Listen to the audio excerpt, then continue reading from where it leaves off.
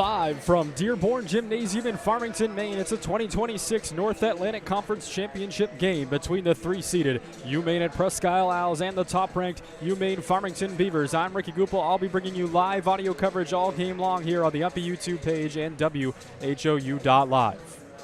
In the 122-year history of the University of Maine at Presque Isle, there is no bigger game than the one that lies ahead here today. The Owls and Beavers meeting up for the sixth straight postseason.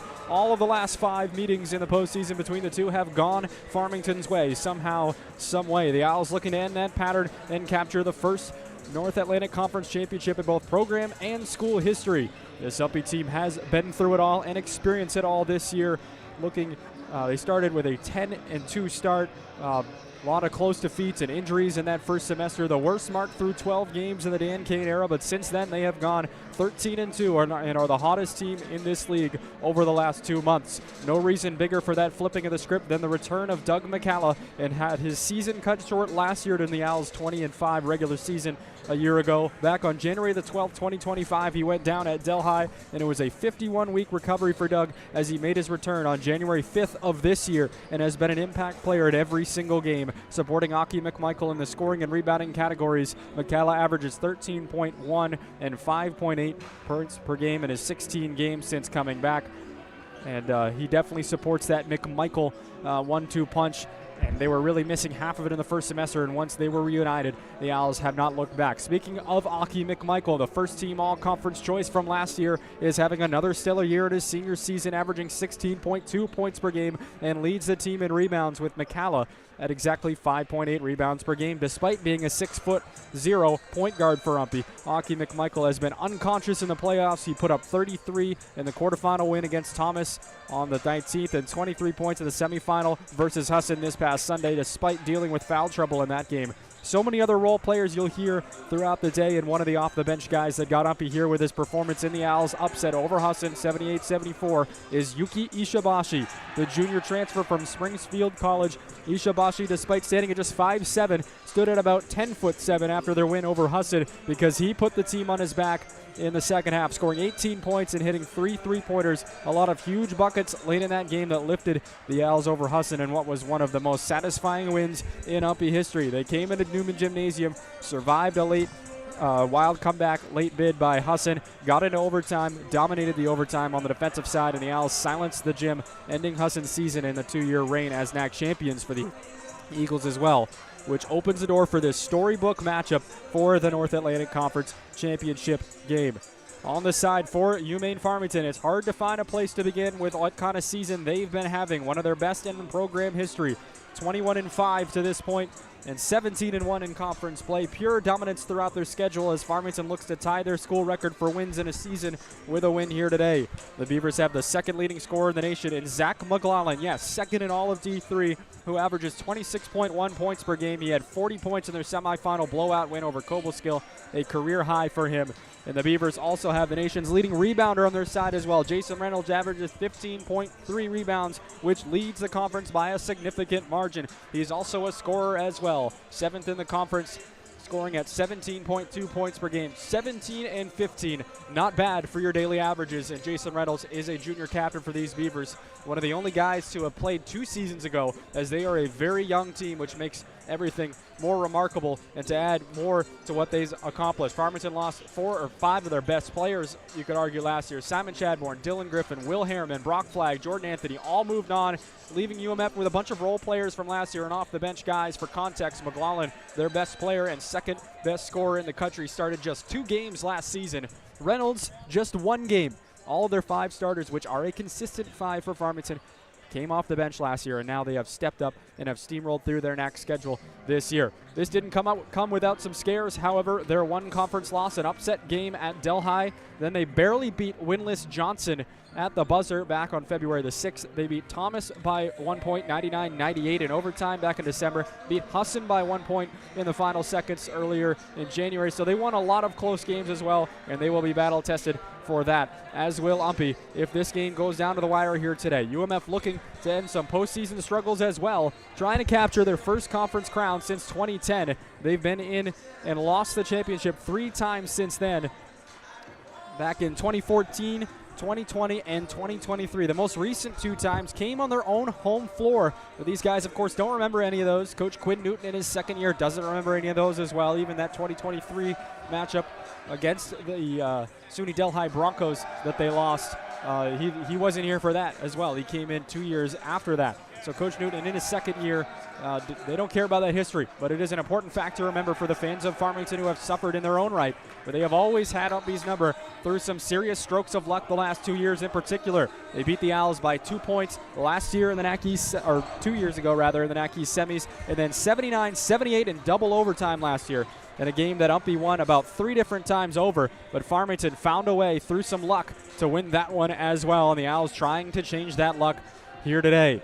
These teams met up twice in the regular season, with Farmington winning both of them, once back in December, which was an 87-49 shellacking for the Beavers, who scored the game's first 16 points, which UMPI cannot let Farmington get out hot. They did against Goupille, and it was a rout. They got ahead 11-2 early on. The Owls need a good first couple of minutes if they want to stay in this game. And then the second time they meet up, when UMPI was a new team really in that second semester, Farmington snapped their 6-game winning streak, and that one went 77-62 in favor of the Beavers, as UMPI stayed with them in the first half, but eventually just shot 33.8% as a team on the day. The Owls have won 6 straight. Farmington has won 8 straight. UMPI has won 13 of their last 15. Farmington, 14 of their last 16 games. Drama, history, storylines, it all comes into play here today on the biggest stage in this conference. A trip to the NCAA tournament on the line, and we will have the audio coverage for you right here. You're listening to UMPI Basketball on YouTube and WHOU.live. We got national anthem and starting lineups here coming up in a few seconds. We got 20 seconds left in game time. We'll jump right into the anthem, as Farmington, a great host here for this championship game. Not their first rodeo here. They did this 3 years ago against Delhi, and the game did not go their way, and they want to change that here today. But we'll send it over to the public address announcer here to welcome you in.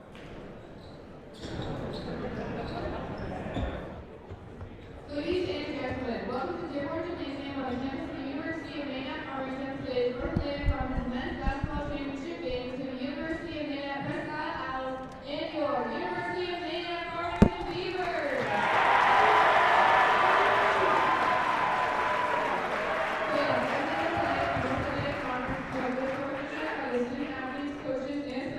Today's contest.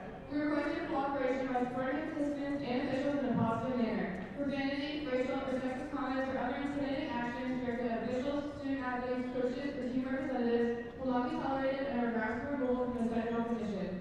Any spectators that enter the playing area during a contest will be removed immediately. Ladies and gentlemen, at this time, would you all please rise to honor America with the playing of the national anthem.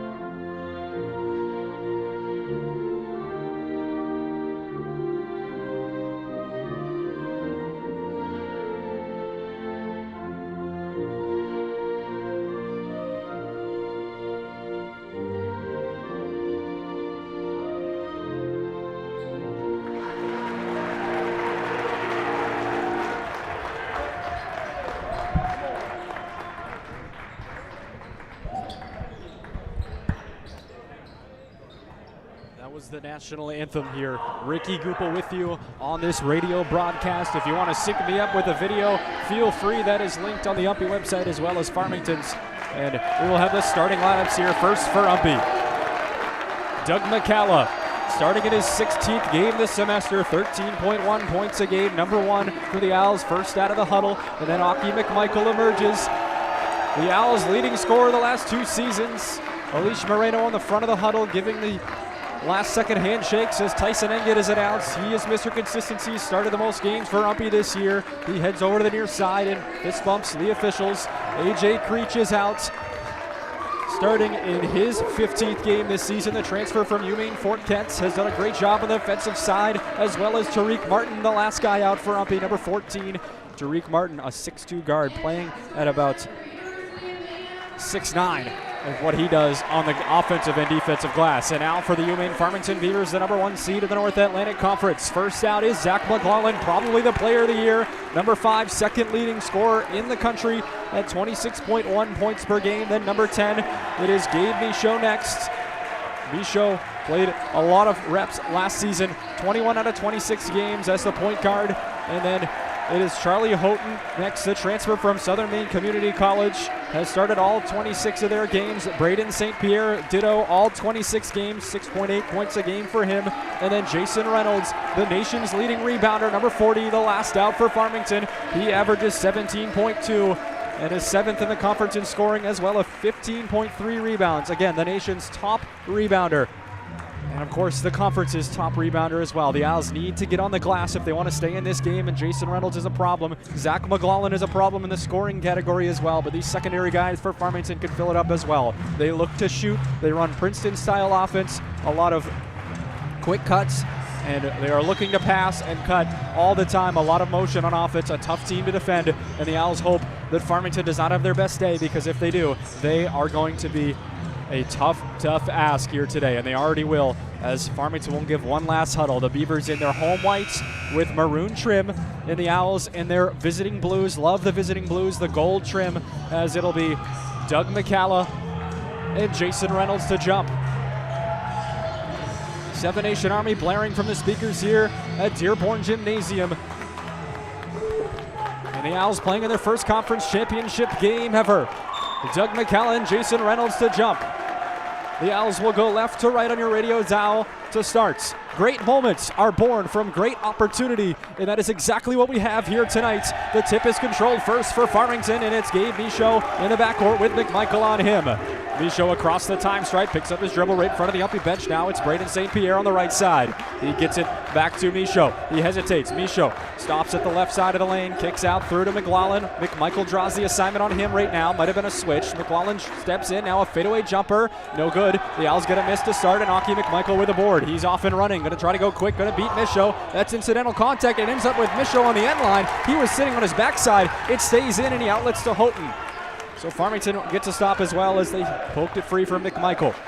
Now it's Michaud up top. Going to try to beat Aki. Now he gets it to St. Pierre on the right wing.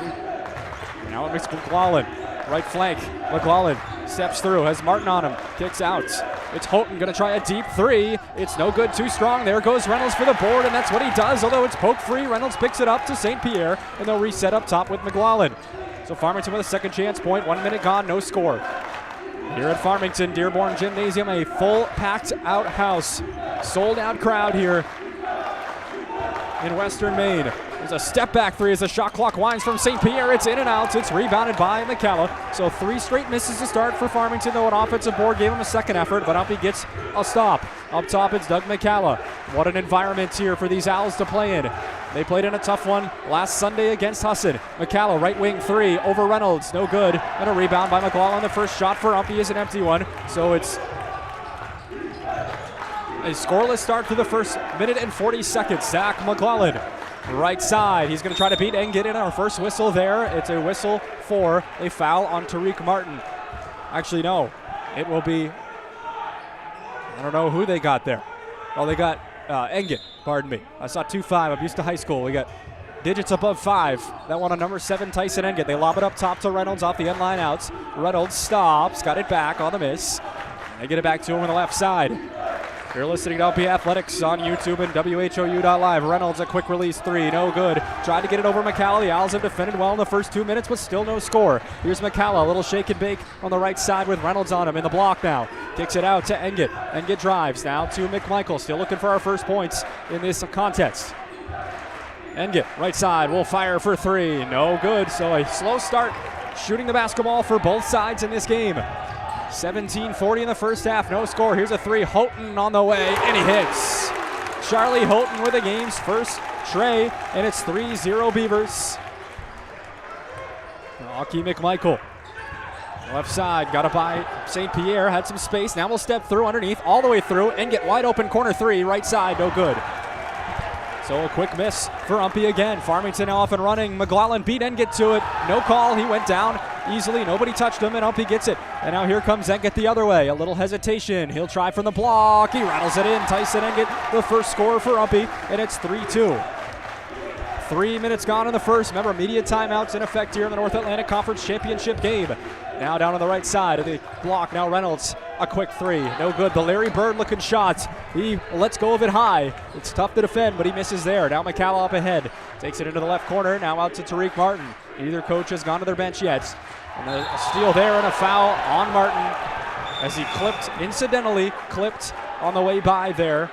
Gabe Michaud had the steal for a second. Martin tried reaching for the ball. It was not intentional. The crowd wanted a flagrant call, but it was certainly not. He was just reaching for the ball, and he happened to get him over on the side of the face, so that'll get them fired up. But 16:43 here. This shouldn't be the media, but they will take a timeout. I don't know if the coach took one or not.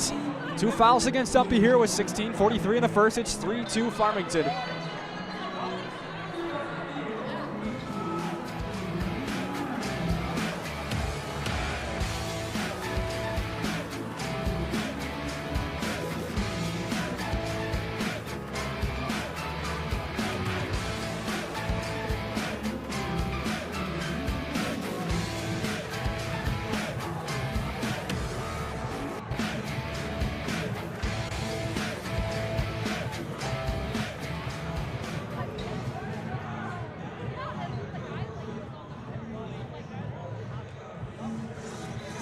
Two Beavers out of the timeouts here. The official's actually going to look at that's what it is. It's an official review to see if that was a flagrant, but I don't believe that is so, as our officials are looking at the video monitor, which is in effect. I believe it's just a replay of the stream, the live feed. No new angle. We'll see what they call here. They're going to have a discussion near midcourt. 3 out-of-state guys, I believe. haven't seen any of these guys all year, as they're going to try to wave Farmington back to the huddle, or get him out of the way anyway. Yeah, they'll send him back to the huddle. UMPI coach Dan Kane, in his 9th season, has won the NAC championship as a player for Farmington. The last championship for the Beavers was back in 2010, and Dan Kane was the 6th man off the bench that year. And now here he is in this building.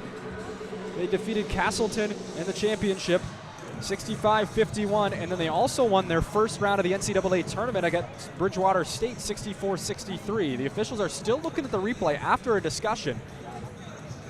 So Dan Kane is not happy with the explanation. It looks like it might be a flagrant one. That would be my guess.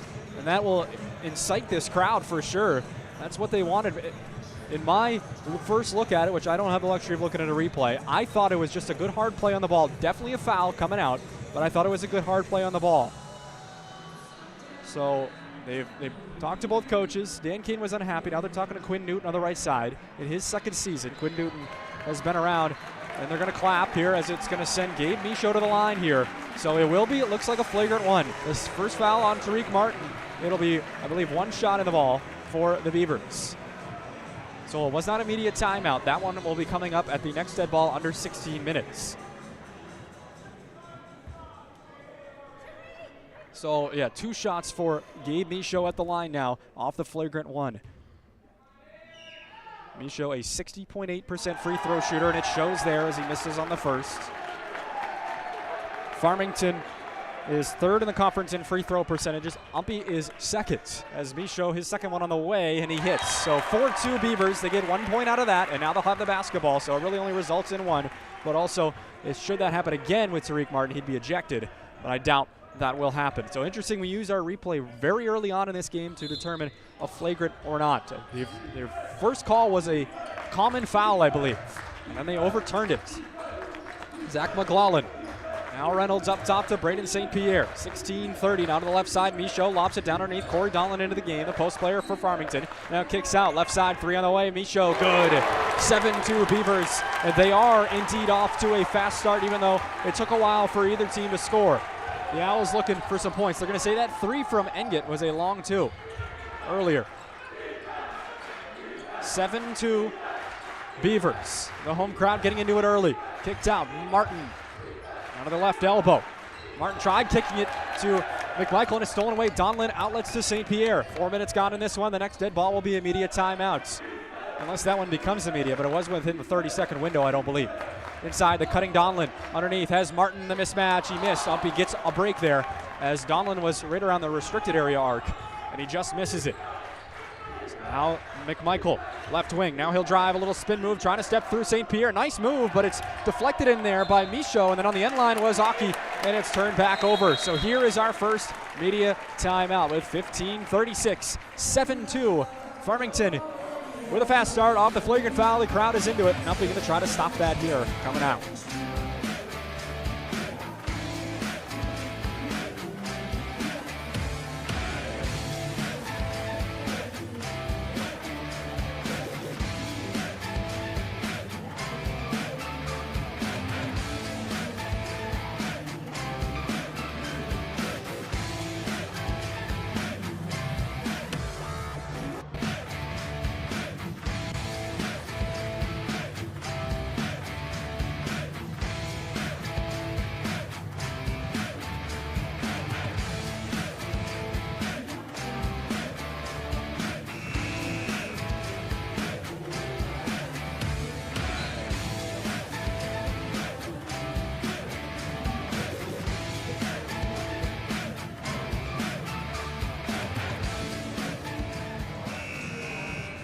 5-point lead for the Beavers. They'll have the basketball on the end line off the turnover by Umpy.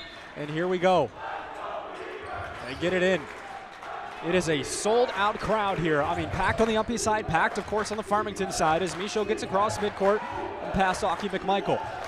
Dearborn Gymnasium has probably never been fuller than it is right now. Here's a quick three on the way. Reynolds rattles it home, and it's 10-2 Farmington. And the nightmare start for Umpy is now in effect. 10-2. They got out to a 16-0 start in this building when they met up earlier this season back in December. A 38-point win that was. McCall on the post, working around, kicks it out, and get up top. Wide open three from the top of the key. Short off the front iron, but a long rebound to A.J. Creech, and the Owls will have a second chance. 15 minutes exactly. Tight pass inside to McMichael. He'll dribble out of it to the right corner. McMichael, quick dribble move. Now he has an open look. Baseline jumper, sets his feet and makes. Aki McMichael a great shot, and it's 10-4. 14-43. Now in the corner, Donlin fires for three. No good. Farmington has two of them in the early goings, but they don't there. And now here's McCalla. Up ahead, Uppy looking to push. Martin outside to Engett. And now up top, McMichael for three. Got it! Big shot by Aki McMichael. It's 10-7 now. So a quick 5 points for Umpy. They'll fix the scoreboard. They added 3 to Farmington by mistake, but it's 10-7. The North Atlantic Conference Commissioner in the house, Marcella Zalot, is here. Oh, a great move by Corey Donlin, rolling off his man from way out beyond the perimeter, and he got free to the cup, so a great take by Corey, and it's 12-7. Now Aki McMichael to Doug McCalla. Hands it off to Engett.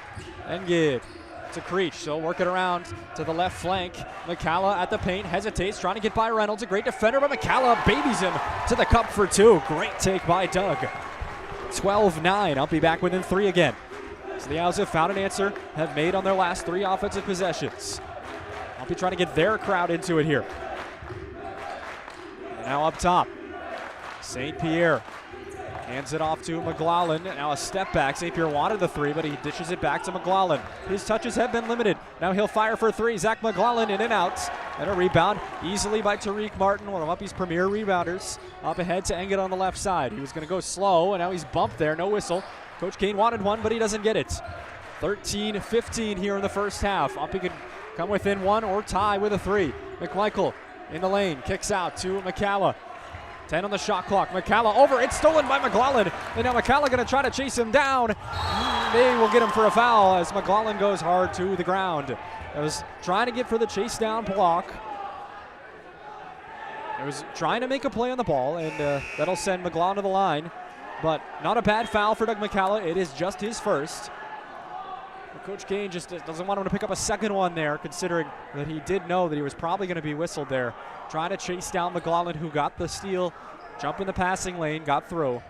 And now here's McLaughlin at the charity stripe. McLaughlin 7th in the conference in free throws at 78.5, and he makes the first.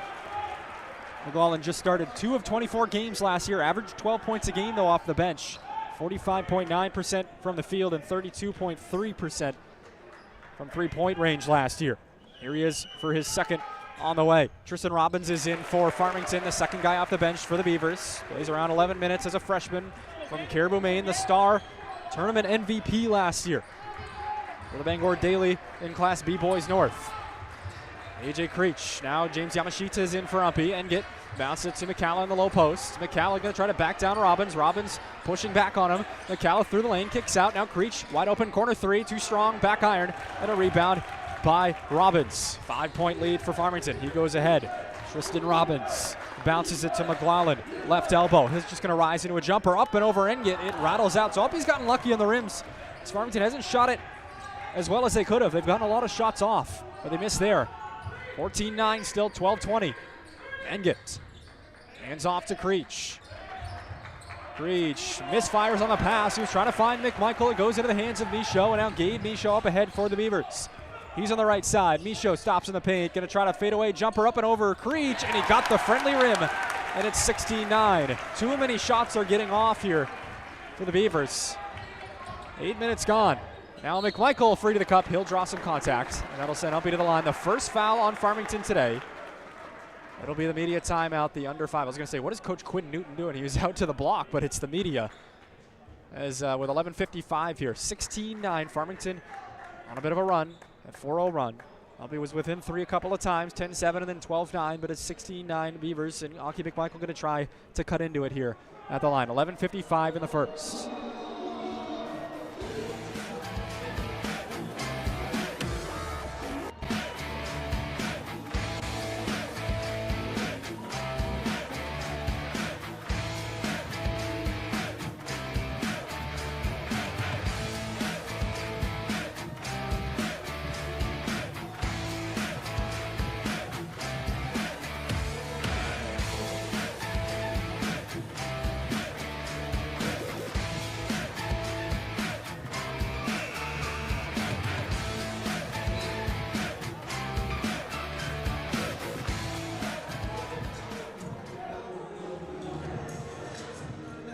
.3% the Beavers are from the field so far. 5 for 15. UMPI is 4 for 10, so they've actually shot a little bit better, although the Beavers have gotten a lot of shots off, just haven't gotten the roll, and UMPI better hope they don't heat up because the Owls are already down 7. Yuki Ishibashi is into the game, the hero of that Hassan win. Alish Moreno makes his way over to the table. Looks like he'll be for the shooter as McMichael will have 2 shots. Aki McMichael, one of the best free throw shooters from the stripe this season in the conference. He is second in the league. His first one on the way. It rattles out though as he's frustrated with himself. Took his hands almost towards his head there. He's had 33 and 23 in the Owls' 2 playoff games. Looks like Moreno is now in for McCalla, which is a much more logical substitution there. He just didn't get to the table in time as McMichael does hit on the second. He's 82.6% free throw shooter, and it's down to a 6-point game. 16-10 here, 11:50 in the first half. Gabe Michaud, everybody will clear out. He gets across. Yuki Ishibashi on him. Michaud. Now over on the left side, it's Houghton. Charlie Houghton inside to Donlin, stepping through. He's on the end line. They don't, well, from my angle, it looked like he was, but I don't have a great angle. No argument from UMPI. Stepping through is Robbins up top. And now it's Michaud, right side, going to try to beat Ishibashi. Now he kicks it. Houghton a 3 on the way, no good. The Owls will just let it go out of play wisely as Robbins came in, tried to throw it off Ishibashi. But it'll go out of play and be UMPI ball here. 11:26 in the first. 3 team fouls against the Owls, including that flagrant one on Tariq Martin earlier. And then just one on Farmington. Owls out there with 3 subs, Yamashita, Moreno, and Ishibashi. That'll probably be as how deep they go today. Farmington probably just going to go 2 or 3 deep themselves, maybe 4. Ishibashi a 3 on the way, no good from the top, he missed. Robbins, the one-handed rebound, corrals it, and outlets to Michaud. Michaud going to try to go quick behind the back, and he'll stop near the Len McPhee court logo. Stepping through, here's a drive from Michaud, no good, tipped in the air. Robbins batted it around a couple of times, but Ishibashi ends with it, and now he'll outlet to Yamashita. James Yamashita bounces it to McMichael. He'll pull up into a jumper, and Aki McMichael hits it, and it's 16-12. 10:44 in the first. Gabe Michaud gonna back down Ishibashi to cross. And now Misho a quick move. Out to the corner. Reynolds open. Quick shooter. And he got it. His second three. And UMPI cannot let that happen. They cheated off him a little bit because it looked like Misho was going to drive. And then Reynolds was wide open in the corner and they hit him. Ishibashi stops. Now to Moreno. Yamashita. Aki McMichael. Down the top. McMichael at the paint. Now kicks back out to Ishibashi. And now Moreno at the top of the key. And Engit again. 8 on the shot clock. Engit drives left side. Has to kick to McMichael. Little dribble penetration for UMPI. Shot clock winding. Step back 3 on the way. McMichael got it. Oh, what a shot by Aki McMichael. And that is what he does. And it's 19-15. Beautiful step back 3 by McMichael. And it's keeping UMPI in it right now. He's got a hot start. Bounce pass inside. And it's Misho going to try to back down Ishibashi. Had a mismatch. Kicks out to McLaughlin. Engit on him. McLaughlin stops. Going to try to get through. He does. Tough angle. No look as Moreno is there to rebound it for UMPI. Ishibashi, quick speed up ahead. He passed it to Engit, but elects to kick out. Yamashita, an open 3. Rattles out. Engit went up for the board and a foul on McLaughlin as he swooped in and took out Tyson Engit. So it'll be UMPI end line out here with 9:26. Looked like Engit was going to try on the lay-in, would have cut it to 2, but instead he elected to hit the open guy, Yamashita, but his 3 rattles out. Would have been a 1-point game had that shot fallen. End line out here for the Owls. They'll go out of a line set. Yamashita in the corner, Moreno, Engit on the blocks, and Ishibashi in the weak side corner. McMichael to take it out.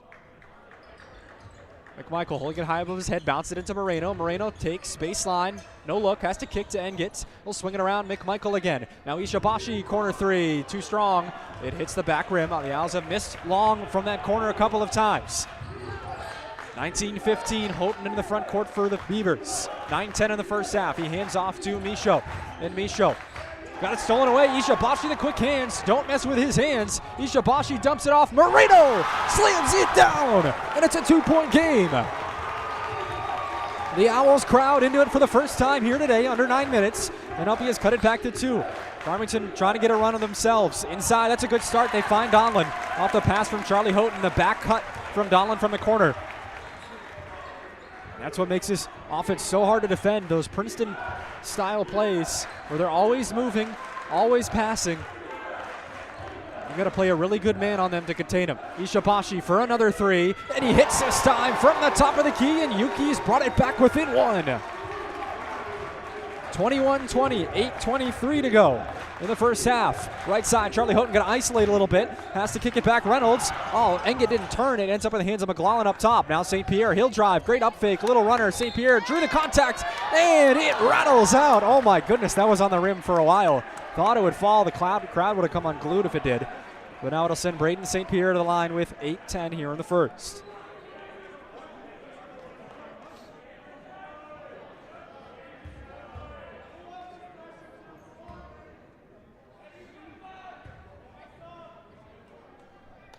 And the first one drops by St. Pierre. 22-20. Doug McCalla coming back in. Tariq Martin, UMPI happy to see that. Looks like Stephon Duraney will get in, though. Thought they would just go 2 or 3 deep, but Duraney gets into the game. Number 5 for UMPI, the junior transfer from Brooklyn, New York. A lot of junior transfers on this UMPI team as St. Pierre hits both, and it's 23-20, 8:10 to go. They'll back off the pressure, and Ishibashi will take it up. McMichael on the bench.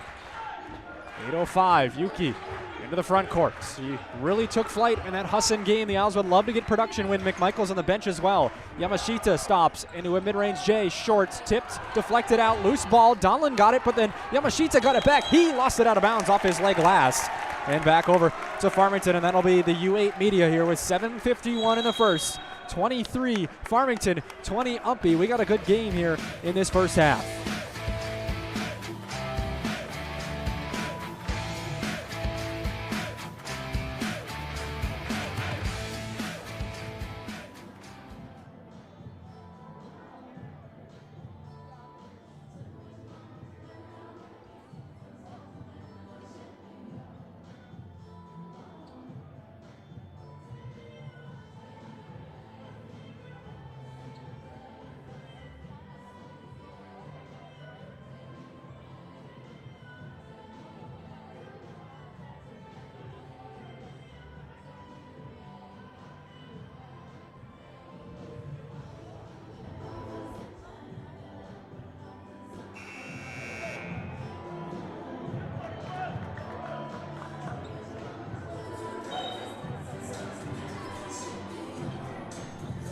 7:51 to play here, 23-20.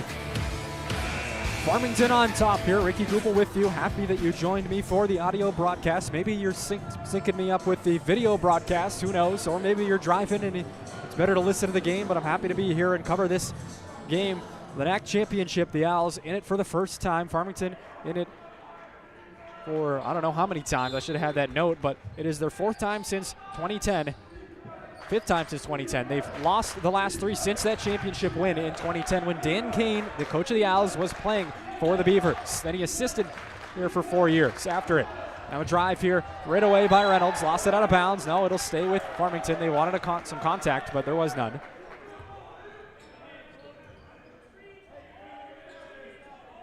.37 in the first. End line out for the Beavers. They get it in. Reynolds over in the left corner. Now kicks it out. St. Pierre deep.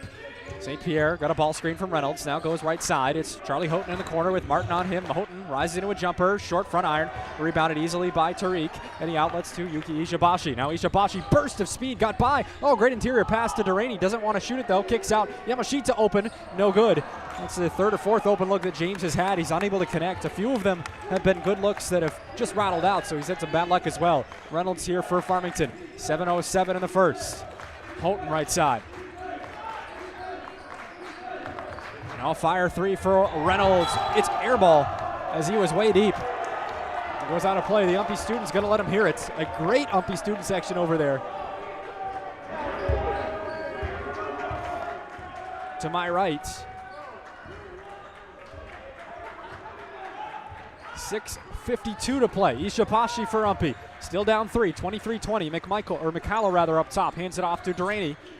And now Yamashita swings it to Ishibashi right side. McCalla will pop into a three ball for Doug. No good, too strong, pack iron. A rebound by Farmington. St. Pierre outlets up ahead.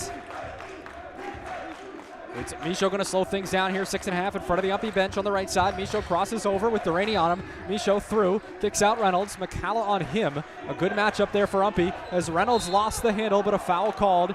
And it'll be the 15th foul on UMPI here with 6:19 left. That'll cue Tyson Engett off the bench. As well as Aki McMichael. That is the second one on James Yamashita. So he'll go to the bench here with 6:19 left. 2 fouls on Yamashita, trying to play tough defense in there for UMPI.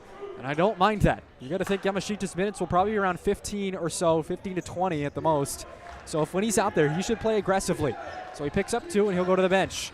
Now right side, Houghton kicks out into the corner.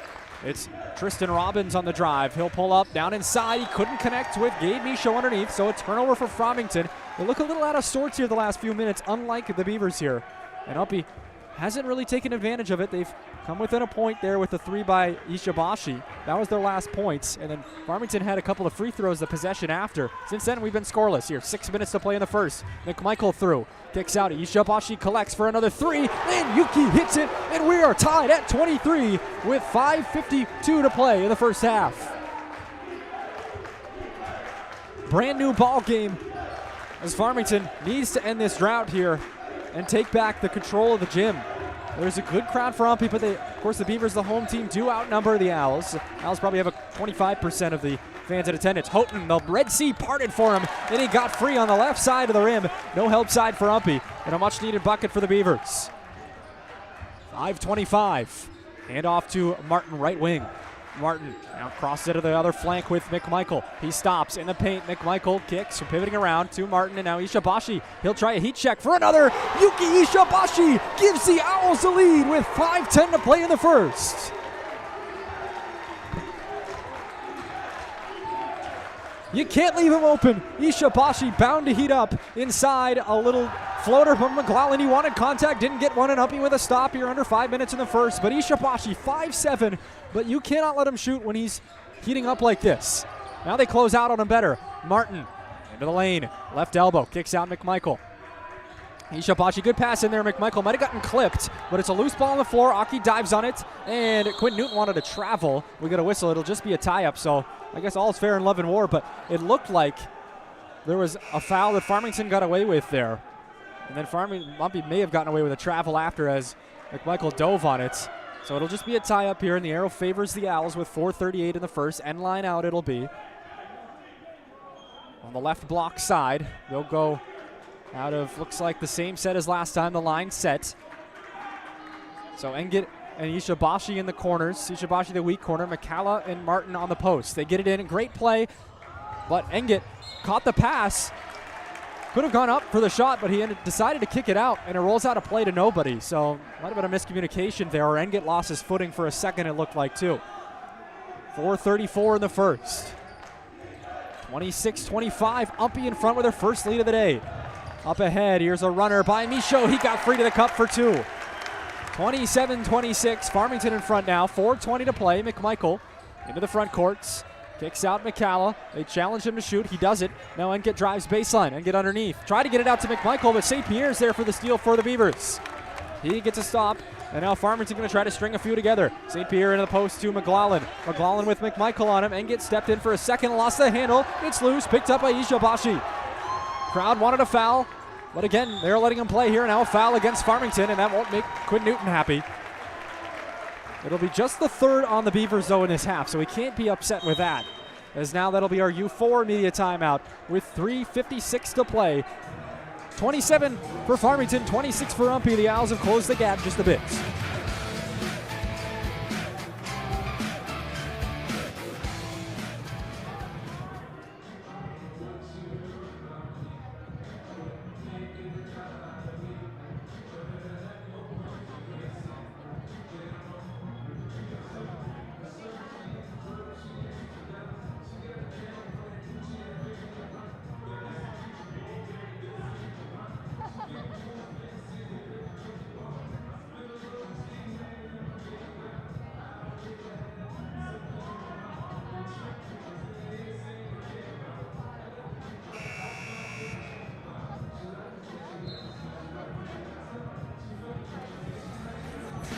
First warning at 3:56 here of the media timeouts. It's 27-26, Farmington on top with 3:56 here in the first half.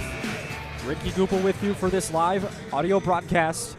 1 point lead for Farmington. The Owls led very briefly by one themselves, and then Farmington answered back, but Ishibashi has started to heat up. He's the leading scorer for UMPI, and they'll get it into him right away. You'll see how many points he has as I'll pull up the live stats. Left side, McMichael stops. They challenged him for a second, but then he dishes off to McCalla inside of the post. He's working with Robbins. Kicks out. Ishibashi, another three. This one too short off the front rim. And Ishibashi, I don't have his stats in front of me, but 27-26 it is. 3.5 to play. Robbins, right wing.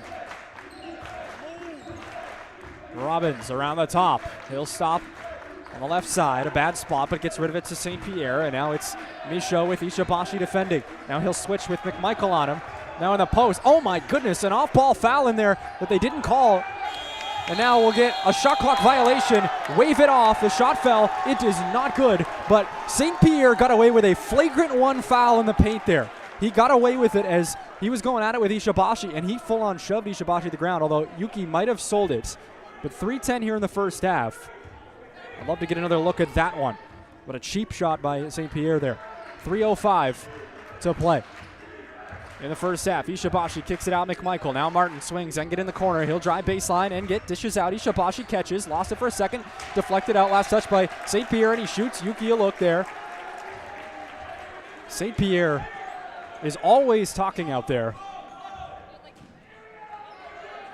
He does not score much for Farmington, but he does a lot of other things. Now he'll pick up a loose ball, and now St. Pierre up ahead. He throws it away to Tariq Martin. Steps in there to intercept the pass. And now McCalla will recover for UMPI with 2:43 to go. Farmington was trying to push, and it backfires there. McCalla out to Engit. 2:38 in the first.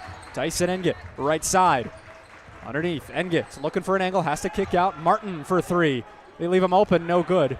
I think that is a scouting report there. Tariq Martin doesn't take many threes, so Farmington let him shoot, and they get a miss. 2:24 here in the first half. Not a bad selection by Tariq, but he didn't get it to drop.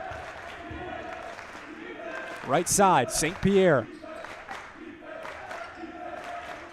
Now Michaud. Michaud with Ishibashi on him. Michaud stepping back, kicks out to Robbins. 2:06 to play in the first half. Farmington still in front by one. Robbins tries a three.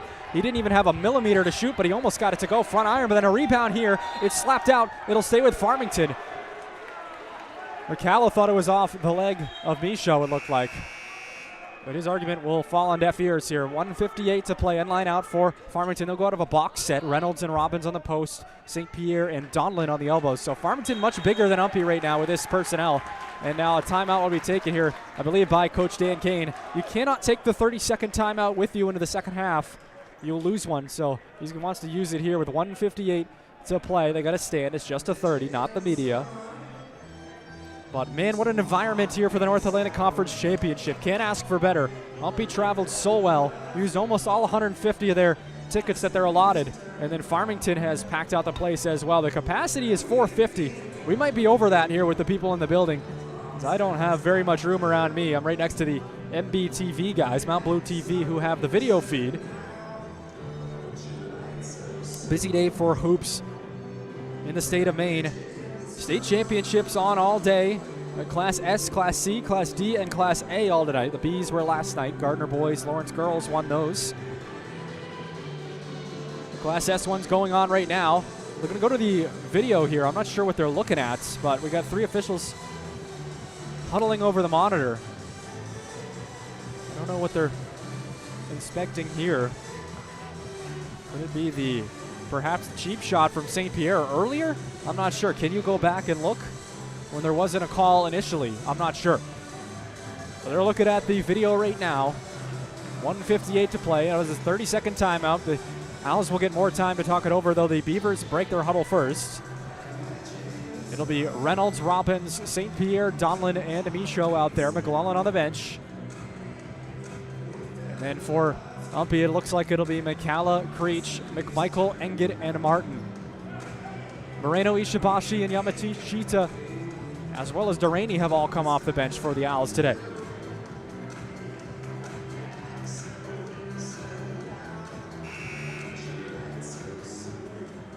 It's been a physical contest. McClellan will check back in for Tristan Robbins.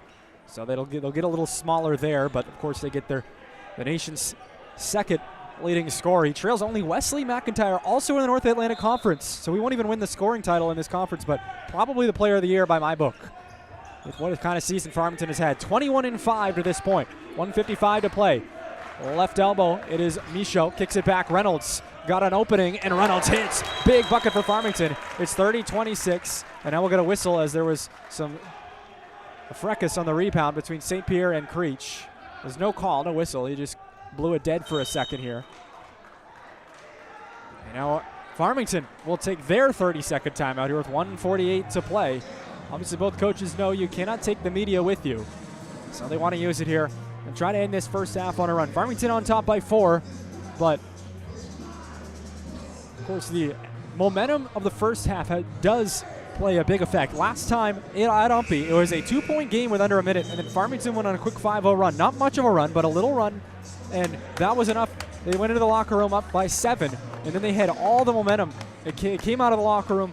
I think they strung together a 14-2 run across the end of the first into the start of the second, and that really wrote the story in that one, because then they were ahead by double digits and never looked back. Ended up winning by 15. UMPI definitely does not want that to happen here today. McMichael into the front court. Got around St. Pierre. St. Pierre was holding him. McMichael got free, and he finishes anyway. 30-28, big bucket for UMPI. They answer back. 90 seconds of the first half. Michaud across the timeline. And Gabe Michaud. Now to Braden St. Pierre. Lobs it into McClellan. Left elbow. McClellan stops. Trying to get around Engid. He puts up a tough shot, but he makes it. McClellan trying to find a way, and he does there. With 1:15 to go, it's back to 4. 32-28. Here's Creech to the front court. Left wing. Now to McCalla up top of the cop to the key. Now hands it off. Martin. McMichael. He'll go right side. McMichael stops in the paint. His jersey being tugged by St. Pierre. They don't get it. And now kick out here. McCalla for 3. No good. A rebound by Reynolds. Martin hits the deck, but it's clean. Under a minute now. Reynolds with Farmington on top by 4. They hand off Michaud. Michaud getting around Martin. He spins it home, and it's a 6-point lead for the Beavers.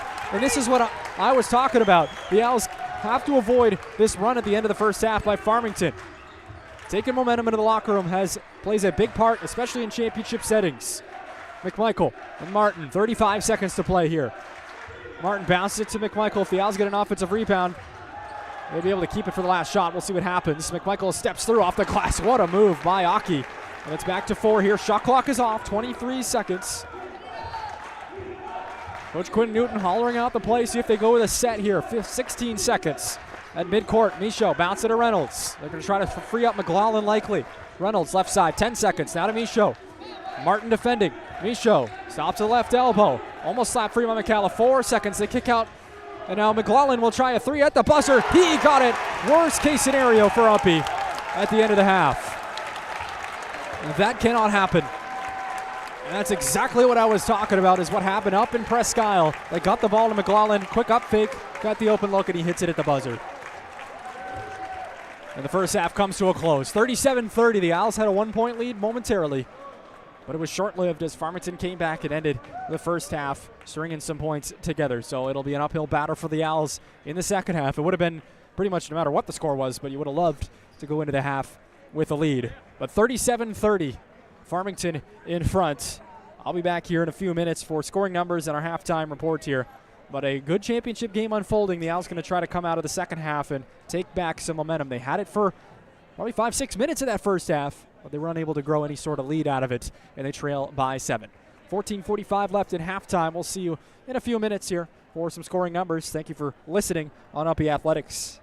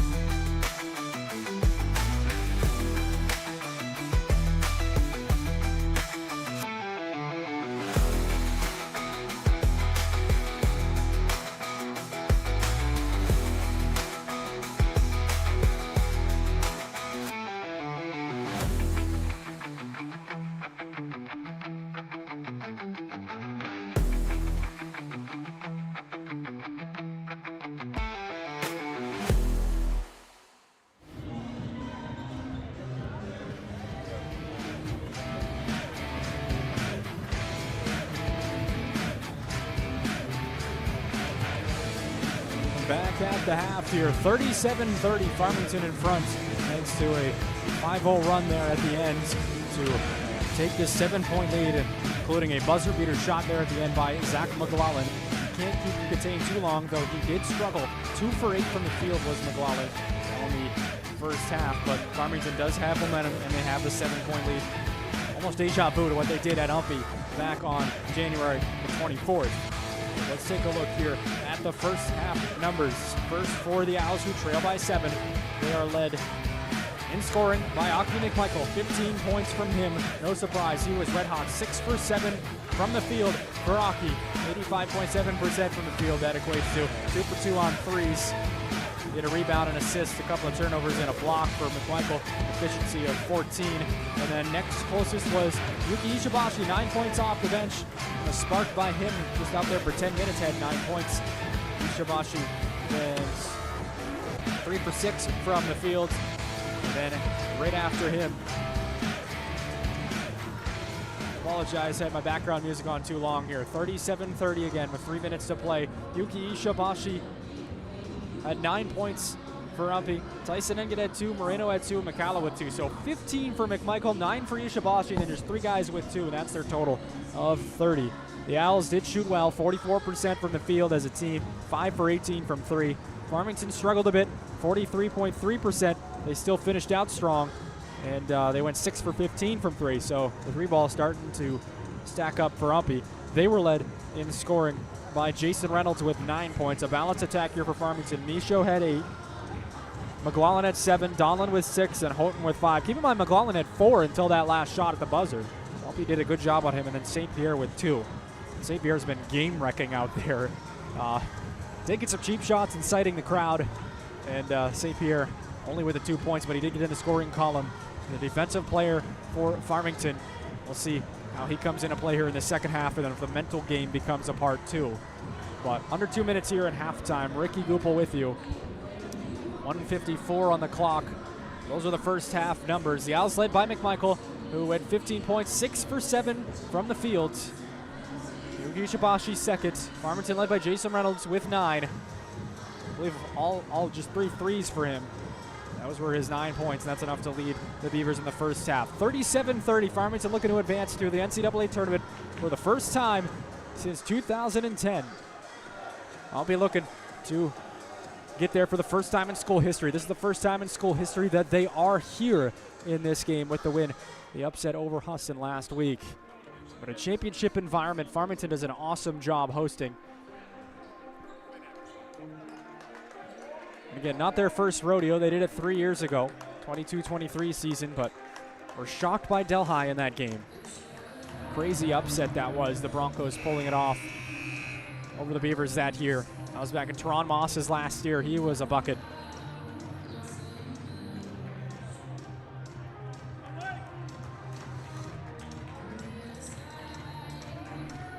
"45 seconds here in warm-ups. Ricky Goupille with you. Happy to have you. Appreciate you joining in and listening here from the NAC Championship game in Dearborn Gymnasium.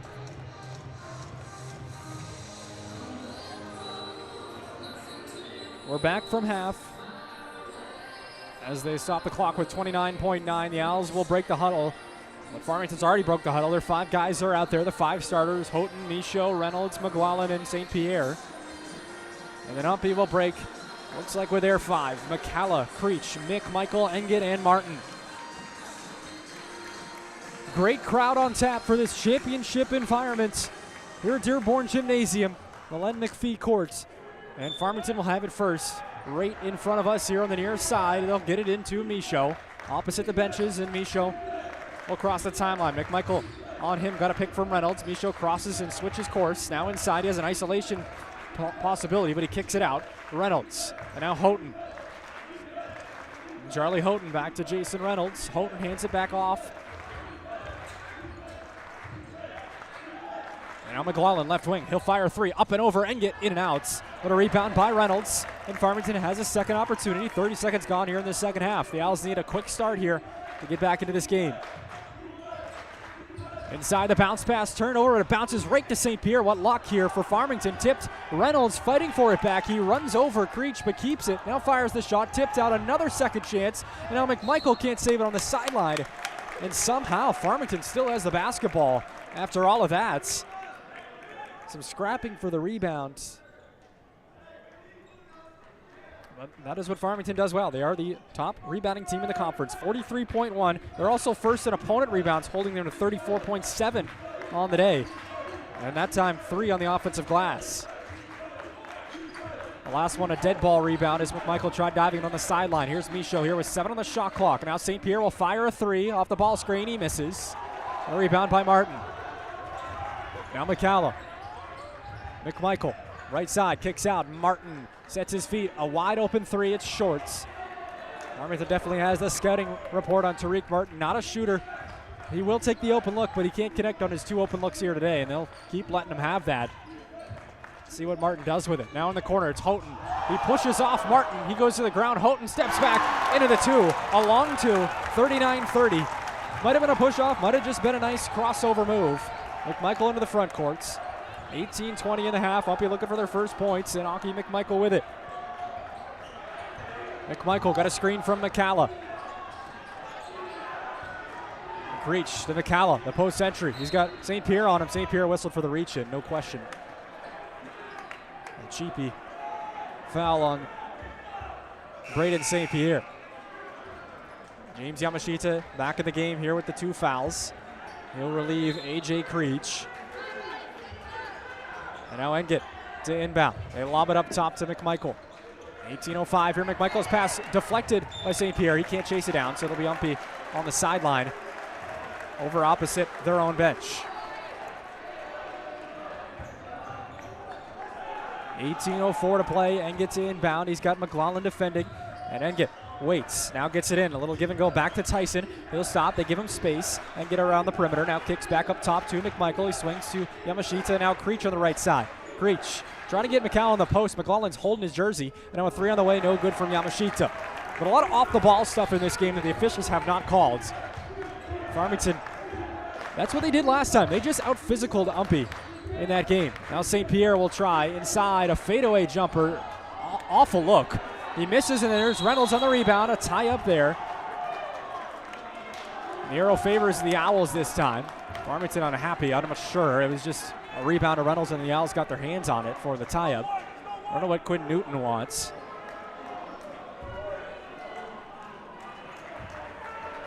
(17:34). 9-point lead for Farmington. The Owls need a bucket in the worst of ways. McMichael got a pick from McCalla. Now to Engett. Engett with a post entry feed to McCalla. Now he'll try to take on Reynolds. Has to kick. Yamashita now gets it to the left side. Creech for 3. He hit it. Big shot for UMPI. And AJ Creech brings it back to 6. 39-33. 17-10 here in the second half. 6-point lead for Farmington. McLaughlin, left side, now out to St. Pierre, deep 3 in front of his bench, off the mark. He has shot it horribly today for Farmington. Now it's poke free in the backcourt. Loose ball, diving on it as Reynolds. What a play by Jason Reynolds. And another tie-up. This time the arrow will favor the Beavers.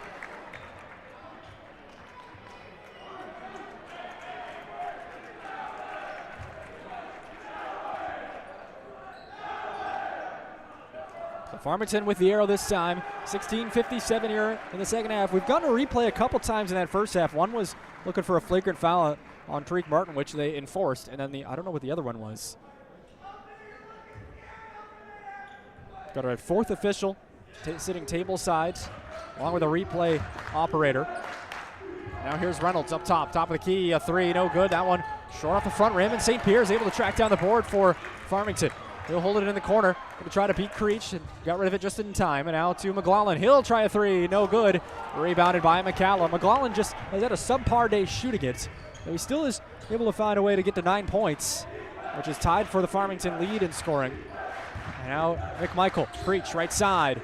Kicks out. McCalla. He'll drive. Got a lane. Lost it though. It's poke free. Goes to the hands of Corey Donlin. Donlin looking to push for Farmington. Now out to St. Pierre. And Michaud. 16:15 to play. Donlin dribbles out of Side of the perimeter. They'll let St. Pierre shoot a three, and this time Braden St. Pierre hits it. He's been waiting for that all day. His first three, and now he's up to 5 points.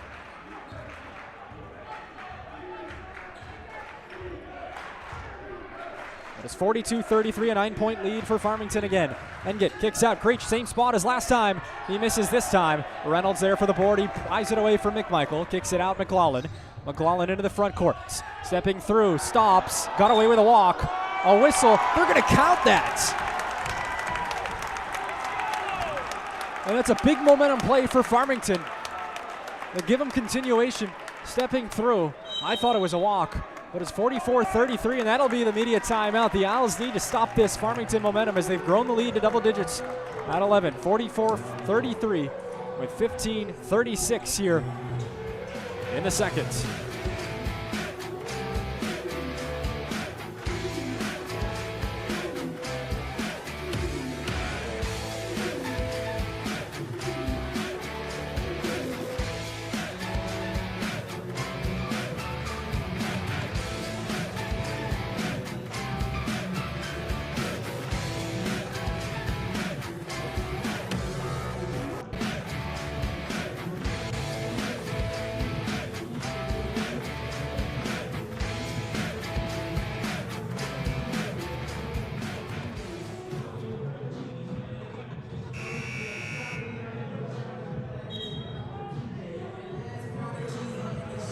.36 to play in the game. Farmington with their biggest lead here at 11.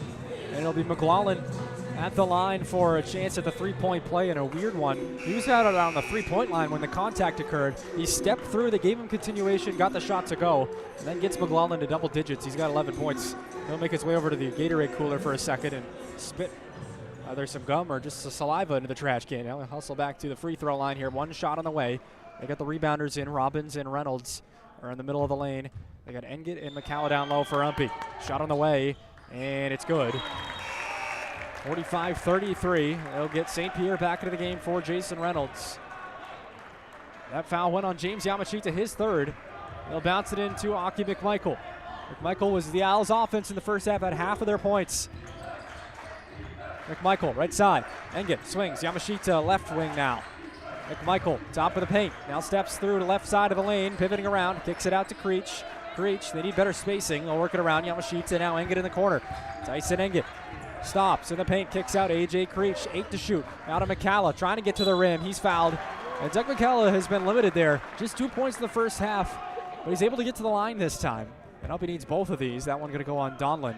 Got him on the arm, but actually, no, it's going to go on Robbins, his first.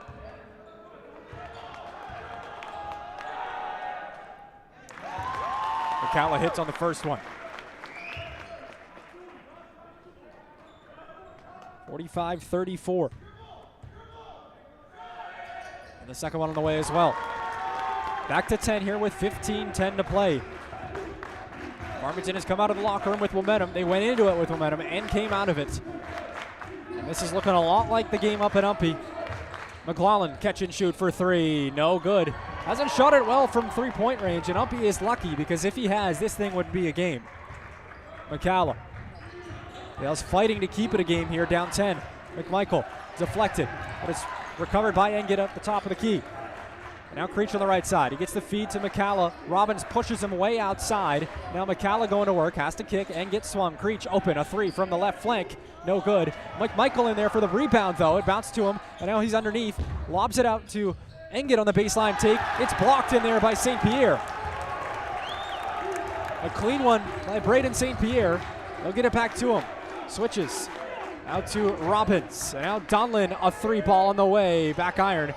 Oh my goodness, they missed a whole, yeah, okay, they didn't miss it, they got it. Michaud hooked McMichael in the arm and ripped him back. Robbins is shaking his head, but it's not on him. It's on Michaud.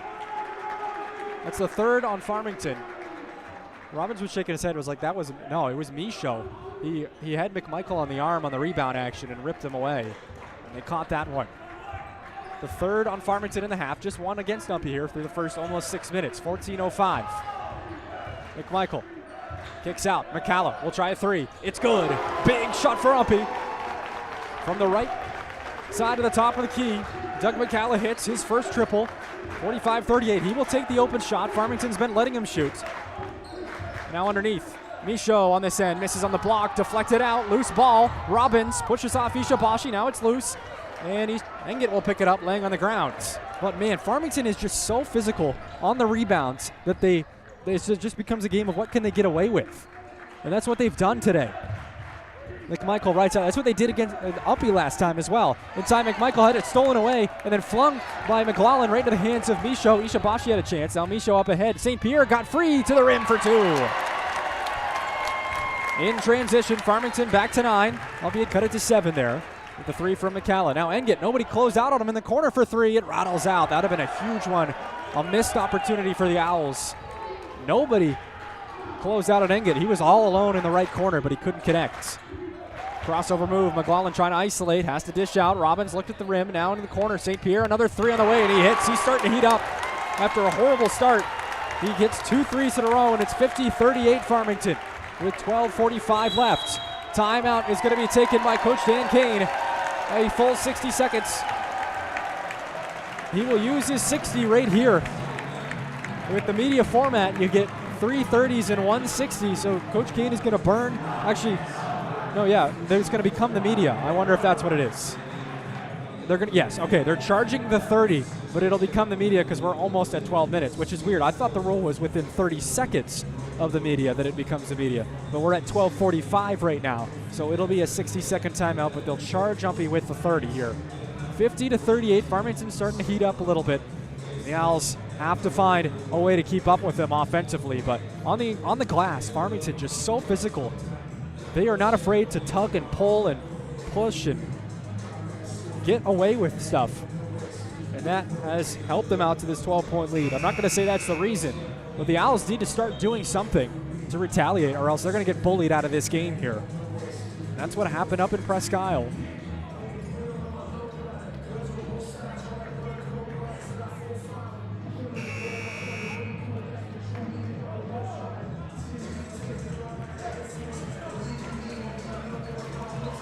Teams will break the huddle. It'll be UMPI basketball in front of their bench here. 50-38, 12:45 to go. Ricky Goupille with you here for the North Atlantic Conference Championship game.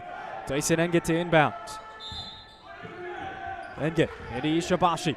A lot of history with these two schools in the playoffs. The last 5 have gone Farmington's way. Of the last 5 postseasons, Farmington has ended UMPI's season each of those times. McCalla backing down Reynolds. He's at the block. Doug McCalla has to kick. It's deflected out by Donlin. It'll stay with UMPI here. 10 on the shot clock.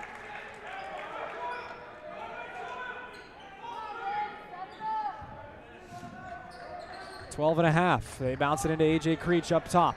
They've gotten away with a travel, but nobody argued. Ishibashi in the lane, swatted by St. Pierre. He turns around and flexes at Yuki Ishibashi.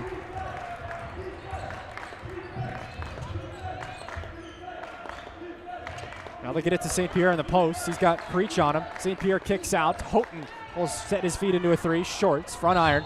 And now they're going to get McCalla on the foul there. But McCalla just starting to retaliate. That's what they need to do, because that's what Farmington does every loose rebound. That's the second one on Doug here with 12:08 left. And line out of bounds. Lob it up top. Reynolds over on the left side with McCalla on him. Now to Michaud in the high post. Michaud with Ishibashi. Has a bit of a mismatch, but he hands it off Houghton now. A baseline jumper on the way. No good. It goes right to Reynolds. McCalla didn't turn. And now Donlin going to try to beat Yamashita. He does. 14-point game. A.J. Creech into the front court. Kicks out to Yamashita on the left side. Swings it, Engit, and now Ishibashi over in the left corner. Ishibashi, Yamashita, Engit, Creech. Work it around. McMichael on the bench right now. It's deflected out and a turnover for the Owls. They can't do that, as now Houghton's up ahead. Farmington with all the momentum in the building. Donlin. Let's spin around on Yamashita. That is a horrible mismatch. Ishibashi made it tough, stuffed it, and now kicks out. St. Pierre, deep 3, got it. Braden St. Pierre going off in the second half. Ishibashi into the front court. The Owls need to stop the bleeding now. McCalla to Creech. Ishibashi, he'll try a 3, steps into it, got it. Yuki Silences the crowd momentarily anyway, and it's 55-41. The Owls need some stops. St. Pierre is heating up from 3. He's picking up the slack for McLaughlin on this day from beyond the arc. Donlin got a lane inside. Ishibashi finishes over him. They go quick. The inbound to Yuki. Back to 16 points. Ishibashi will hand off to Creech. Creech, top of the arc. And now Yuki. Bounce it to McCalla. 10.5 to play. Out to Creech. He'll set his feet into a 3. Umpy needs it. No good. Easy rebound for Reynolds. Into the paint. They kick it out. Donlin up top. Houghton with Creech on him. Another mismatch down low. Houghton kicks out. Farmington going to take some time on this possession, wisely so. Down to the high post. Houghton got a look. Misses. McCalla there for the rebound. He does beat Reynolds that time as he'll track it down and now take it up. Under 10 minutes left. They're going to get 3 new guys into the game for Umpy and get fouled by St. Pierre. Engit got free to the left side, took it to the rim. St. Pierre wanted the clean block, but it wasn't that time. He's shaking his head. 9:53 left. 57-41 is the score in the ball game. Farmington playing better basketball in the second half than Umpy is, and that's just the flat size of it. Though they are just so physical. You got to credit them where credit's due. That's what they do, and it's worked for them.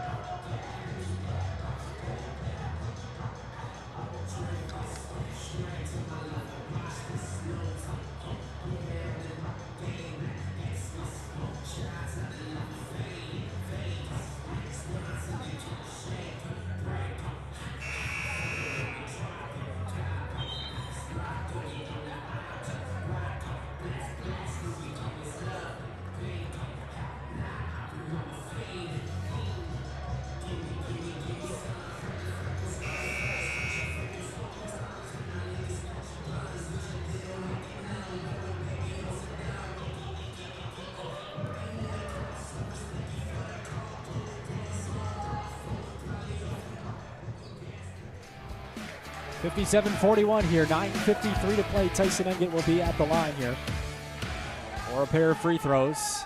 And he gets the roll in the first. Engit was the one to seal the game over at Husson last Sunday when he went to the line with about 2 seconds left. Needed to make both to seal it, and he did.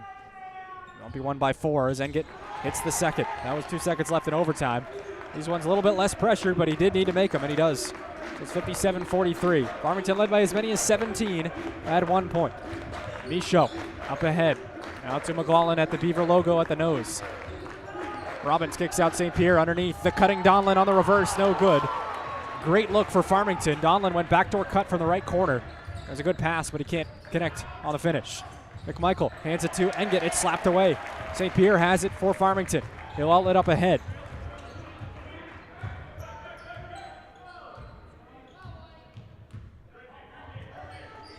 St. Pierre out on the right wing. Ishibashi harassing him. Can't let him shoot now. Right, left elbow. McLaughlin holding it high above his head. Now will rise into a jumper, and Zach McLaughlin hits it. 59-43. The Owls going to need some stops and some points to get back into this game. Merleesh Moreno is in at the top of the key. Hands it off McMichael. Now to Martin. He'll drive. Kick out Ishibashi. Yuki through his legs. Back out. And Martin will drive inside. Wanted contact. Has no contact. And then on the end line, Donlin got the ball off the block, but he was standing on the end line. Came down with it. And it'll go out of play. 59-43 here with 8:46 to play. Farmington on top with his North Atlantic Conference Championship game. Engit bounces it into Martin. Kicks out to McMichael. Aki McMichael. They're going to call that an offensive foul. He had St. Pierre on him, and St. Pierre absolutely flailed and threw himself down. And now he's going to act like he's walking it off, even though there was hardly any contact. And the way this game has been called, that should not be a foul, but they'll get it on him. He and McMichael are talking back and forth. McMichael said he lifted his arm. That is 100% a no call. They call it a charge. And And we can hear you chant coming from the Farmington student section. It's warranted. They have all the momentum and have pretty much this whole second half. Donlin up top. McLaughlin with 8:27 to go. McLaughlin recovering on the dribble. He leans down almost to his ankles. Now puts up the shot off the glass. No good, and he got a tip in. Zach McLaughlin finding a way to score.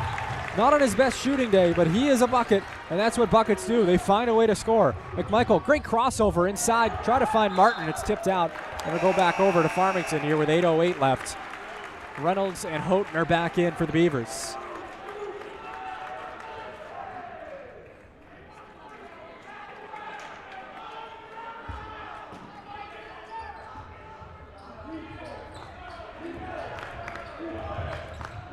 Across midcourt, it's Houghton. Got Tariq Martin all over him. Houghton kicks it out. McLaughlin stops. He'll try a baseline jumper. McLaughlin heating up as he falls away, makes it, shoots the students a look. And Farmington's on top by 20 with 7:46 left. Engett underneath, gets it to McCalla. Power dribble off the glass and in. So the Owls with 2 quick points there. That's what they need. Farmington going to take their time to get it in and take it up here, as now the clock is their friend with this lead that they have.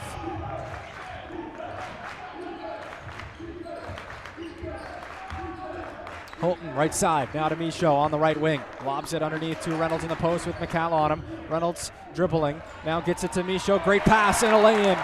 Farmington cannot be stopped on offense here. McMichael quickly the other way. He is hammered in there. And oh my goodness, St. Pierre stops over Aki McMichael as he goes to the ground. That is totally unwarranted. Totally unwarranted in this game when you're up by 20. And that'll be the media timeout with 7:10 left. 65-45, Farmington in front.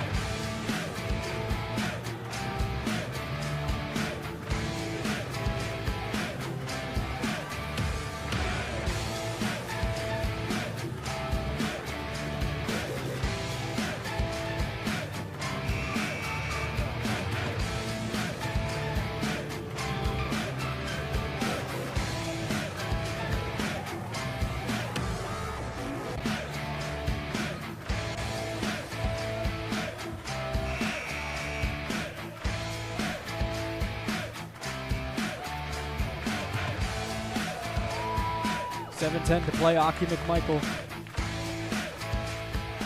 is at the free throw line here. Rattles out. It went halfway down, hits the glass, hits the front of the rim, and then spins out on the first.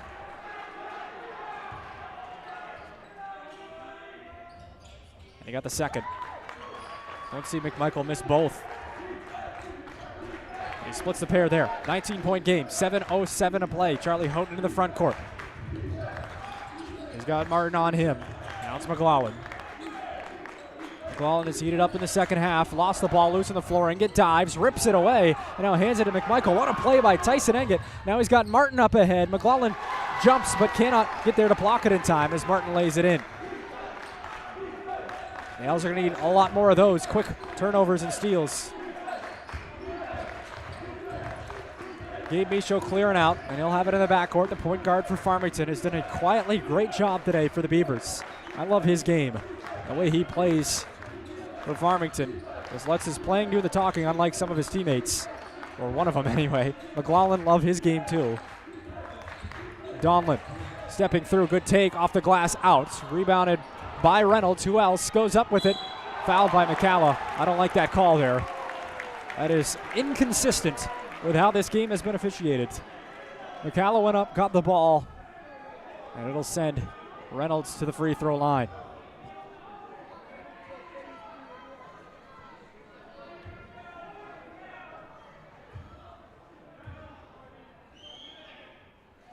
Reynolds hits on the first. 66-48.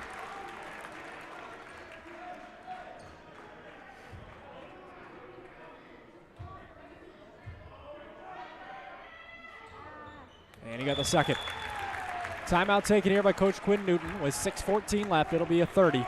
And they'll go right into it right now. But UMPI, it's going to take a miracle here to get back into this game. And I think really the X factor was the end of that first half when they were within 2 points. They led at a moment, were within 2 points, and then the Beavers closed out on a run, and then they came out of the locker room on a run, just like in Presque Isle. Is exactly what they did. The Owls were with them the whole way in the first half. If things had been different there, might have had a different game, although Farmington has just come out with a different energy in this second half, likely due to that run, but they also just have the tools, all the makings of a championship team. And the crazy thing, all these guys came off the bench last year for Farmington. Some of them weren't even on the team. Houghton was a transfer. They've only gone 2 guys into their bench, Robbins and Donlin, the only 2 guys Coach Newton has used in this game.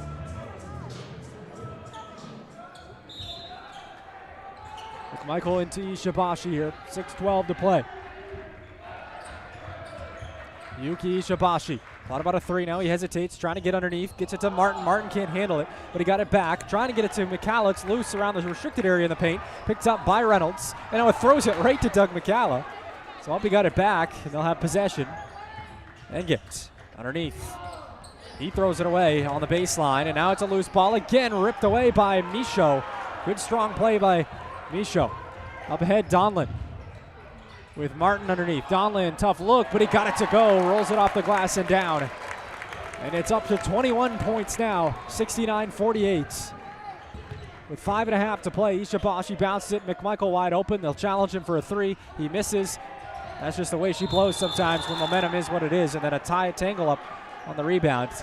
The arrow favors UMPI as McLaughlin hits the deck hard. He had control of it, and then 2 UMPI players had their hands on it. And Donlin went to the ground back first. McLaughlin went to the ground back first. Stephon Deraney is in for UMPI for Tariq Martin.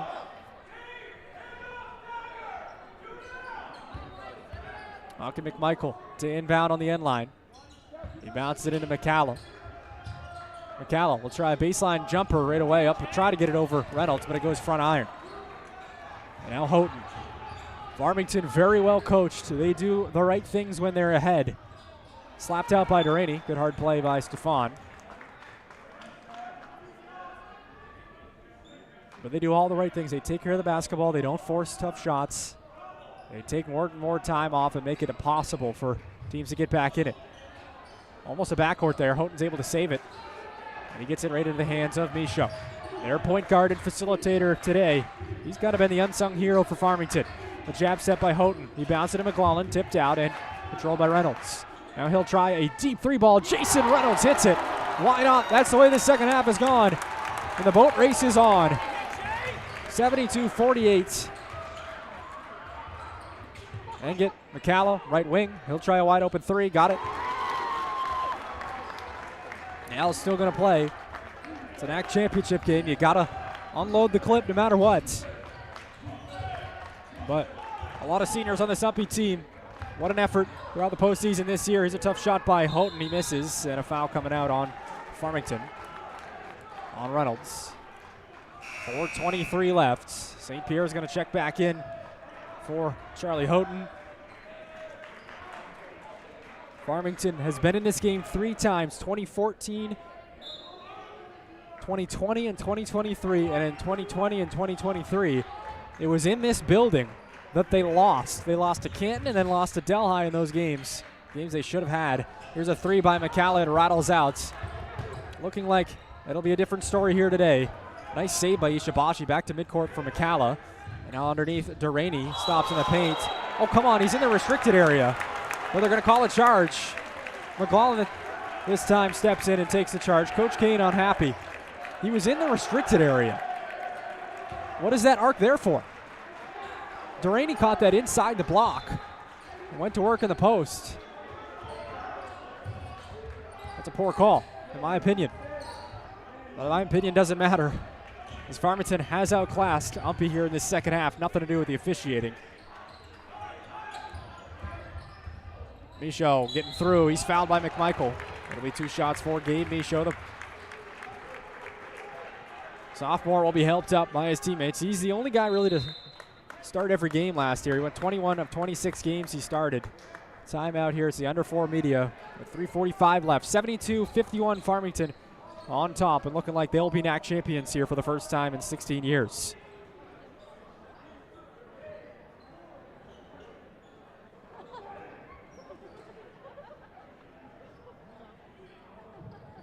Ladies and gentlemen, as this afternoon's games come to a close, we ask that you please remain in your seats and do not enter the court.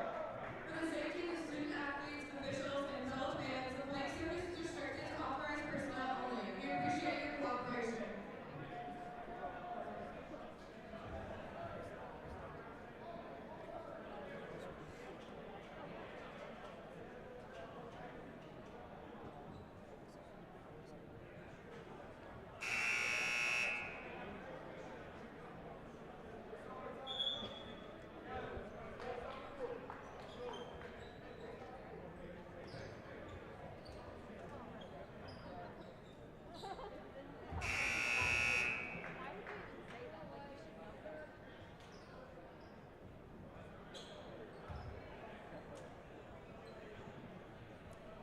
Very quiet Dearborn Gymnasium here, though they lead 72-51, and at the line for 2 free throws is Gabe Michaud, and he hits the first one.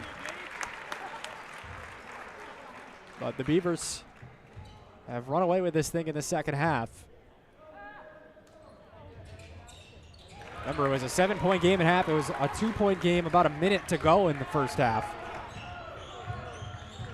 And then they made that little run and then started the second half with a run. Here's McMichael for 3, no good, top of the arc. And it's a rebound there by Reynolds as he skies for the board. I wonder how many he has, but he's got to be at a double-double by now here with 3:25 to go. McClellan swings, Michaud bounce it to St. Pierre. Now up top, McClellan right side, now in the corner. Donlin will fire for 3, no good. Reynolds pulls down the rebound. Now back out St. Pierre, the up fake. He kicks out. It's stolen away by McMichael. He's off and running. He's got St. Pierre trying to poke it free. He hands it to Duraney to the rim for 2. Nicely done. Stephon Duraney gets in the scoring column, then a travel in the backcourt on Michaud. Stepped around, euroed around McMichael. With 3:04 left. It's a 19-point game.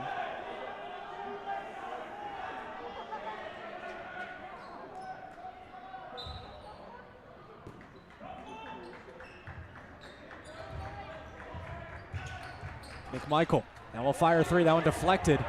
It's caught by Reynolds underneath, kind of like a center fielder in baseball, and he just outlets to Donlin. Donlin up ahead. Will slow things down near the logo. Now rolls off. He's got Duraney and McCalla out on him. They're going to try to trap, and now Reynolds underneath got the reverse. 76-53. Adding on now is Farmington up ahead. Ishibashi kicks it out Duraney in the left corner. Now to McMichael. Stops in the paint. McMichael through some contact. He misses on the lay-in, and it's turned over. Donlin into the corner. Now McClellan to add on to his total, and he does. The party is on at Farmington, and they have reached 79 points with 2:19 to go. 79-53. The timeout is taken. With the Beavers, with this unbelievable season that they've had, looks like it'll be a NAC championship for them. For the first time in 16 years, Coach Quinn Newton in his second year at the helm. He had so much roster turnover last year, but he comes back this year, and they were last year they were a 500 team with all the guys they lost. If you think about that, a 500 team, and then this year they lose all their key players almost, but bring back a bunch of bench guys, and they have stepped up and delivered one of the best seasons of all time. Their winningest season was that 2019-2020 season where they lost in the championship. They had 22 wins, 22-5. And today, they will become 22-5. That'll tie the school record, program record. Check that, for wins in a season.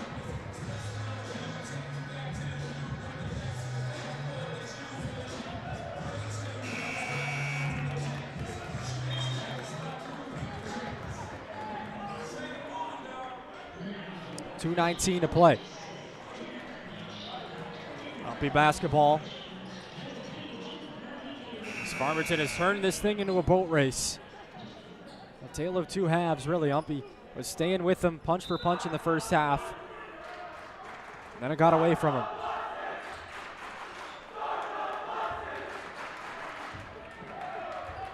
Durrani bounces it into Ishibashi. He'll take it into the front court. Ishibashi out into the corner. Engit sets his feet for three. He misses. He's gotten cold from the field as well. And it doesn't help when all the momentum is in the home gym.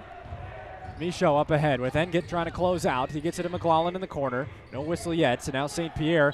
McMichael might have poked it free cleanly, but they call him for a foul. And now Braden St. Pierre will go to the free throw line.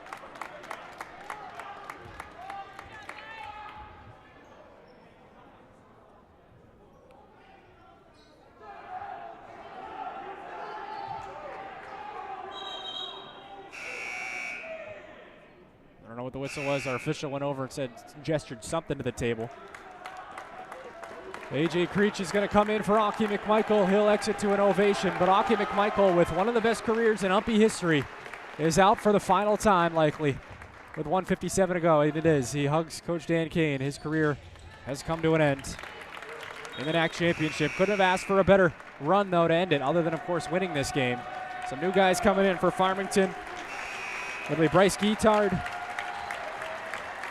Tristan Robbins back in, and the celebration can ensue here at Dearborn Gymnasium. Well, not quite. There's still 1:57 left. McCalla out, Engit out, Yamashita and Hodge are back in. Ishibashi also out. Those three juniors will be back for UMPI next year. But for the careers of Alicia Moreno, Joel Hodge, A.J. Creech, James Yamashita, all out on the floor, along with obviously Aki McMichael, those careers will end here today. The Owls will come up one game short of an NCAA tournament appearance. And what a year it was, a second half turnaround. They've gone 13-2 over the last 15. Creech will try a three here, highly contested by Guitard. It's out of bounds. We got Liam Jeffords in as well. Jeffords into Guitard. Aiden O'Connell is in. Braden Kamari also in. Here's Jeffords, hands off to Kamari. Up top, Robbins. They're kind of facilitate out there for Farmington. The only guy with big minutes out there as his post-entry pass is kicked out. It'll stay with the Beavers, 1:25 left. And line out here for Farmington. Guitard lobs it into Robbins. Back up top, now a three on the way. Jeffers hits it. It's been a dream day for Farmington, and it just continues here. 84-53, you couldn't have scripted it any better. The Beavers are going to eliminate the Owls for the sixth straight postseason. And the ultimate stage, Yamashita for three, misses. Now Jeffords into the front courts, out, and it's stolen by Durrani. He read the pass well, and Durrani will shield. Now Robbins all over him. Under a minute now, 50 seconds left. Durrani hesitates, stepping through, laying it in. Stephon Durrani with a couple points, or a couple buckets in the second half. A.J. Creech come back into the backcourt to defend here for UMPI. The student section singing goodbye here to the Owls. 47 seconds left. Farmington gonna get it done this time. They're continuing to sing na na na na. Hey, hey, hey, goodbye. The Owls will have to face their defeat here in the final 35 seconds. It's swung to O'Connell. He will dribble it out. Now to Guitard. Guitard crossing over. Kicks out to Robbins. He'll try a three here at the end. Short front iron. That's really their first miss in a while from beyond the arc. It's rebounded by Moreno. He'll take it up. 17 seconds. Moreno to Creech with 14. Steps back. Yamashita will try probably the final three of his career, and he hits it. Good for James Yamashita to end out his career, but the Beavers will have the last laugh and then some. 5 seconds left into the front court. Dribbling out the time here is Guitard, and the Beavers are your 2026 NAC champions.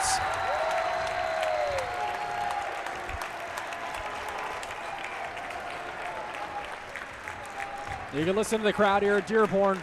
They were out in bunches today. A sellout crowd as they watch a spectacular first half and a spectacular second half by the Beavers. They closed it out and get the win. 84-58. is the final. We'll have our awards presentation. Coach Quinn Newton going to fire up the crowd.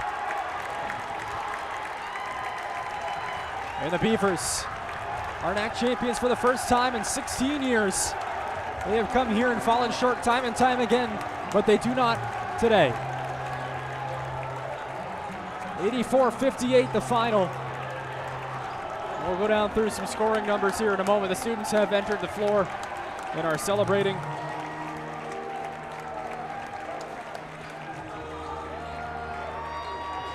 But they were led in scoring by McLaughlin with 19 points. He found a way to lead the Beavers. Less than his average, but still a great day. Reynolds had 16, Braden St. Pierre with 15, Gabe Michaud with 12, Corey Dunlin with 12. Jeffers had 3, but a dream day. Houghton had 7 as well, but everybody in double figures just about, except the 2 players, Houghton and Jeffers.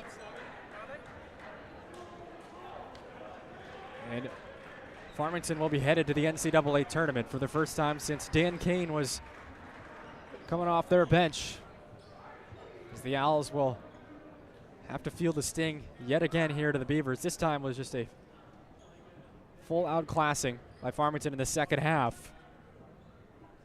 And the better team won here today. No question about it.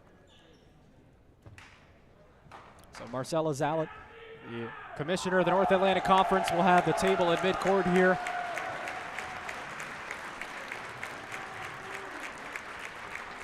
We'll look at the numbers for UMPI as well and their scoring totals before we wrap up the broadcast here, as they'll begin the awards presentation. McMichael had 16, just 1 in the second half. He was held in check. Ishibashi and McCallie each had 12. Engid had 4, Creech with 3, Martin with 2, Moreno with 2. And Stefan Duraney had 4 as well for UMPI. 84-58 your final, as the Beavers again going to become NAC champions.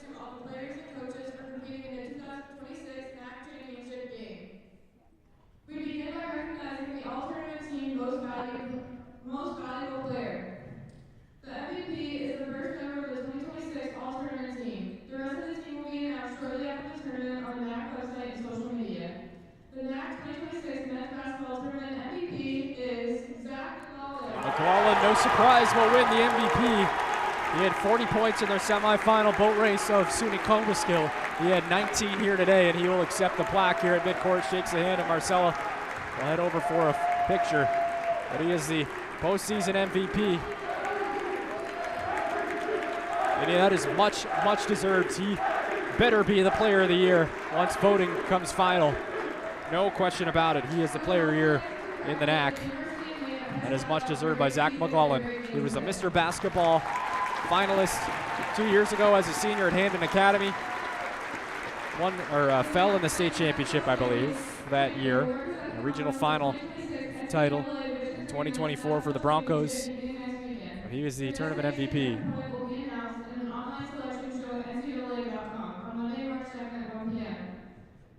Coaches, captains, and players from the University of Maine at Farmington, please come forward to accept your awards. Farmington will accept the presentation, and that'll do it here today. They'll hold up the cup. Jason Reynolds with it. They'll hold the North Atlantic Conference Champs banner along with the plaque. Gabe Michaud has that in his hands.